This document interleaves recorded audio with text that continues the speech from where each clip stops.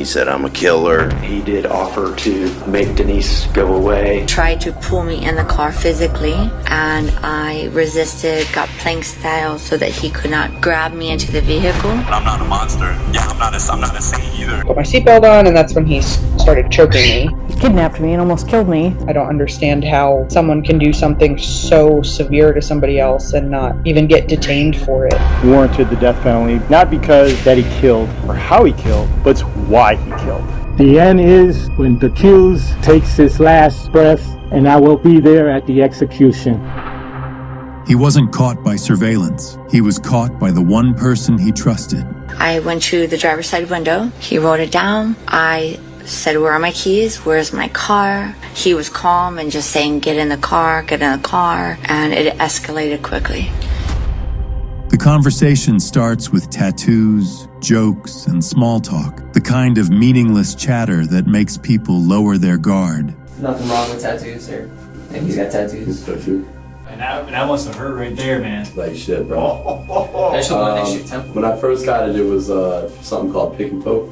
Wade Wilson laughs, shrugs, complains about the cold. He looks relaxed, almost bored. But the reason he's sitting in that freezing interview room has nothing to do with casual conversation. Less than 24 hours earlier, a woman named Christine Ann Melton was found strangled to death inside her Cape Coral home, wrapped in a blanket, abandoned like an object. And Wade Wilson was the last person known to see her alive. I have a very stable man that I just wanted at my office. Hancock Parkway. He's got tattoos, he's shirtless, he's killed some people, and he just hurt a girl. The gentleman's name is Wade something, I have no idea. Wade Wilson is 25 years old, restless, defensive, and constantly trying to control the room. He talks fast, interrupts, corrects detectives on phrasing, and deflects every direct question with sarcasm or irritation.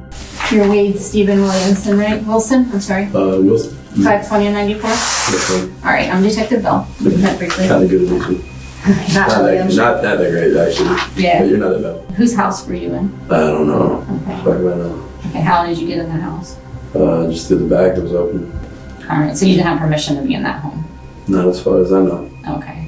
You know, what am I here for? How about you give me something and I'll give you something? Tell me what I'm here for. Tell me what you're thinking. Am I charged for something? Are you questioning me for something? Well, there was a disturbance between... This would be a good start. You know? Right, there's a disturbance between you and your girlfriend today, right? This morning.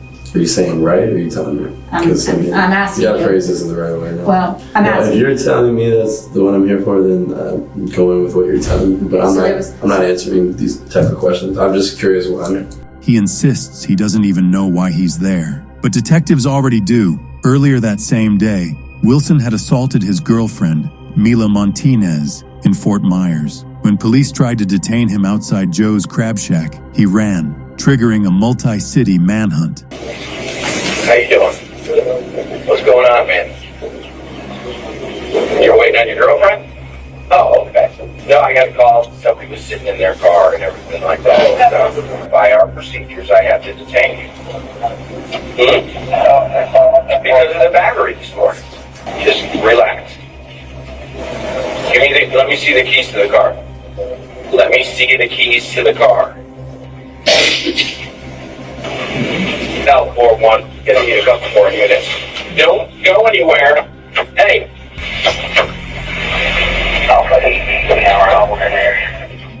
During that flight, he abandoned a stolen black Honda, broke into an unoccupied home in Cape Coral, showered, changed clothes, and attempted to disappear. What Wade doesn't know yet is that the walls are already closing in. Police have recovered Christine Melton's stolen car. They've spoken to multiple witnesses. They've reviewed surveillance footage. And most critically, they've received a phone call from Wade's biological father, a man Wade barely has a relationship with, who says his son called him in distress and confessed to killing 2 women. He just told me he did something. There was 2 people gone that would not be back. He said, I'm a killer. I just told him to call me back. I just thought it was another story. One body has already been found. The second woman, Diane Ruiz, is still missing. Inside the interview room, Wade plays dumb. He asks the same question repeatedly. Why am I here? At some point, Am I being charged with anything? well, Tell me what it is. possibly burglary because you broke into the house. Tell me everything I'm being charged with, then I'll talk to you straightforward. Honestly, I don't know exactly what all your charges are going to be. That's why we're having a conversation. Okay. When detectives mention the disturbance with Mila, he downplays it. When they bring up the stolen car, he claims it belonged to some chick from a bar whose name he can't remember. Who did that car belong to? Some chick I had met that she let me use it. He says days blur together. Names don't stick. Details vanish. But the story keeps changing, and that's the problem. According to Wade, he met an unnamed blonde woman at a bar called Buddha Lounge. He says they had sex, Ubered to her house, and later she casually let him borrow her car. No concern, no urgency, just a favor between strangers. Okay, where'd you meet that chick? At the bar.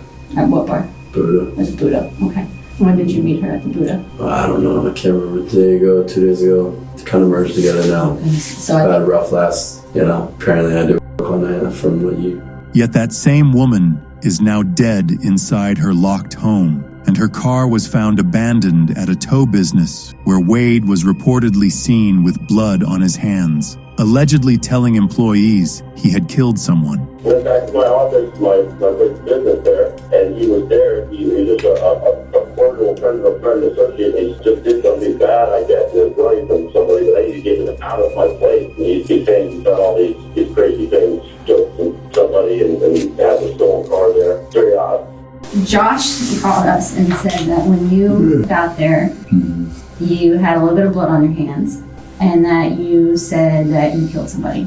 Is that what he said? That is. Yeah, he's far-fetched. Okay. I work with Josh and a couple other guys who are delusional. Some of them have fantasies. Some are sicker than others. Some are not.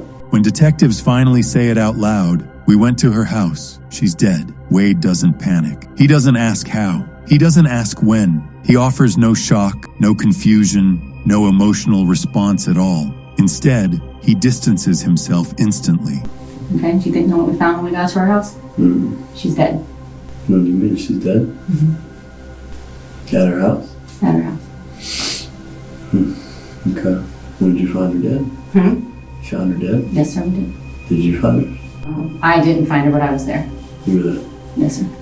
That's unfortunate, he says flatly. But that's not what we're talking about. It's a classic psychological move. Deny relevance, deny responsibility, deny reality. I'm from the South, I know. So? That's unfortunate. It's very unfortunate. I hated it about it anyway. As the questioning continues, the inconsistencies pile up. Wade claims the blood on his clothes came from cutting his hands while climbing fences. He says he stripped naked in the rain because wet clothes irritate him. He admits to showering in the house he broke into and wearing clothes taken from someone else's closet. He insists he never owned a gun, even as a firearm is reported missing from the tow business he visited. Every explanation technically could be true, but together, they form a pattern of evasion rather than innocence. The mood shifts when detectives bring up his father. Wade learns, in real time, that the man he barely speaks to is the reason police found him at all. His reaction isn't betrayal, it's resignation. He says his father always does this, that he expected it, that calling him was an easy out. What Wade doesn't realize is that this phone call may be the most damaging evidence against him. What about your father? About him. I got a phone call from him. Cool. And he said that you called him very upset. Very upset. That's cool. My dad's a d- anyways. He's alright though. But He said that you made some concerning statements to him as well. you should call him right now and ask him about that. Okay. Listen. I did talk to him. Well, we should have done that together. How do you think we found you? For my dad. Correct. Because he never talks to me. I talk to him once every 6 months. I'm sorry. I asked him to give me a ticket to get me out of here. I'm going to jail. I ran from a cop in a car, of course. A confession made before he even knew how much police already knew. When a second detective enters the room, the tone hardens. This is no longer casual conversation. This is confrontation. Wade grows hostile. He curses. He mocks. He dares detectives to prove it. He claims he doesn't care if he's charged with manslaughter. He says he'll beat the case, but anger slips through the cracks. And then as soon as we're done typing up the other charge, obviously the most important one. What is it? Oh, manslaughter. Manslaughter. Okay, prove it. It's not a big deal. Try as you may. His temper flares. His mask drops. The calm, joking man from the beginning is gone. Detectives tell him the house was locked, that surveillance shows him leaving, that keys matter, that little things add up. Wade argues semantics. He insults them. He oscillates between arrogance and exhaustion. Looks like you have a history of beating women. Yeah, I'm good at all. To say below is a brief description of the latest act of. When I said I'm good at all, you hear me? I don't want to hear it anymore. You can read it yourself. You don't have to be a smart guy. I came in here and was polite and talked. You've been very polite. I'm not sure what that means. I know, so just read it to yourself, man. By the end, he's spiraling, yelling, threatening, lashing out, the psychological pressure finally breaking through the performance. The shoes aren't yours then either, right? All this no. I'm just bullshit. But if you want me to change, I can. All this is mine. Well, you just. Well, I'm confused now. I'm a liar, though, right? Are you lying that you didn't? Listen, listen. Or are you, I'm going to tell you that. How about that? I'll see you in trial. The items you wear, they belong to you or they don't? They do. Before you said they didn't. I'm a liar, right? You have to say one more. Go ahead. I'll take you to trial, and we're going to, and I'll be proven.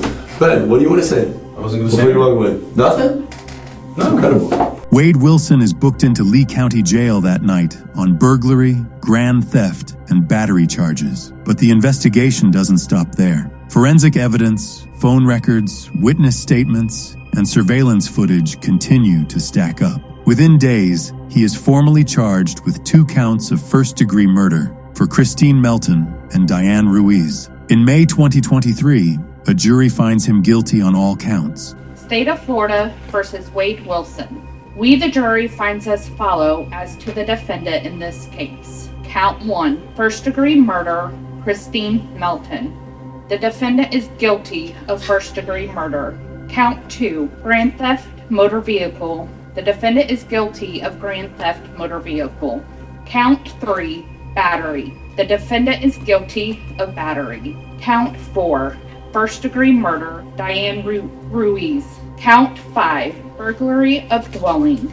The evidence is overwhelming. The verdict is swift, and the small talk that opened the interrogation becomes meaningless in the face of what Wade Wilson could no longer talk his way out of. And unfortunately, it took 2 women dying for him to get noticed. The story of the Deadpool killer doesn't end with an arrest. It ends with unanswered questions about motive, escalation, and how warning signs were missed until it was too late. This wasn't chaos. It was a sequence of decisions, each one narrowing the outcome. The most disturbing part isn't what happened, but how quietly it unfolded. Subscribe for more documentaries like this. Like the video if you found it insightful, and share your thoughts in the comments. Where do you think this case truly turned? Thanks for watching.